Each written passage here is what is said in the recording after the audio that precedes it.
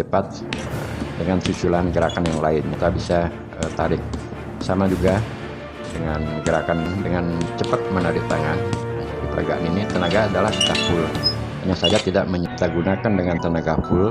Yang kedua adalah melakukan gerakan pukulan ke badan samsa, akan tetapi tangan kita diplesetkan ke samping samsa. Nah, untuk secara umum ketika kita berbicara pukulan samsa itu sepenuhnya tenaga kita akan lontarkan ke badan samsak. Yang kedua, dengan gaya melatih pukulan yaitu melakukan pukulan ke badan samsak dengan memplesetkan tangan ke arah samping.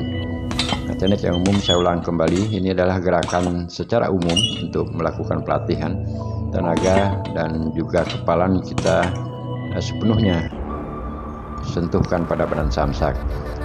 Akan tetapi untuk gerakan yang kedua ini adalah tetap menggunakan tenaga full, namun di badan samsa yang paling luar atau paling pinggir di daerah bundaran samsa kita lakukan gerakan pukulan. Nah, perbedaan antara pukulan dengan menggunakan full ke badan samsa dengan gerakan ini, tenaga kita tetap gunakan sama, akan tetapi alur pukulan ketika kena pada badan samsa yang saya peragakan ini itu otomatis akan lebih cepat dengan susulan gerakan yang lainnya. Artinya kepalan yang kita gunakan dari ayunan tangan baik di lengan dan juga di gerakan pinggul itu secepatnya kita bisa tarik. Sama juga dengan gerakan atau peragaan yang saya lakukan ini, setelah kita sentuh kepalan di daerah badan samsak, secepatnya kita tarik. Apakah perbedaan tenaganya kita lontarkan setengah ataupun tidak?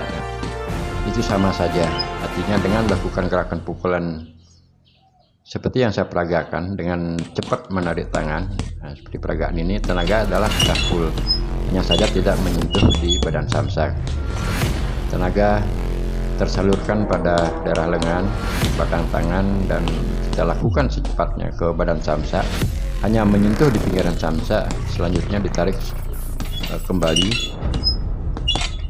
kembalikan ke posisi arah kita atau gaya memukul, dan selanjutnya kembali dilakukan gerakan berikutnya, sehingga sebenarnya ada tenaga yang kita gunakan untuk pukulan yang terpendam di badan samsa dan juga pukulan yang kita tarik secepatnya, tenaga tersebut adalah sama, artinya tidak menggunakan tenaga setengah namun sepenuhnya berada pada kepalan tangan. Nah, teknik memukul seperti berlawanan ini, yang satu adalah kita tarik, yang satu lagi dengan gerakan memendam, hanya untuk mengukur teknik kecepatan atau speed yang kita lakukan saat menyentuh ke badan samsa.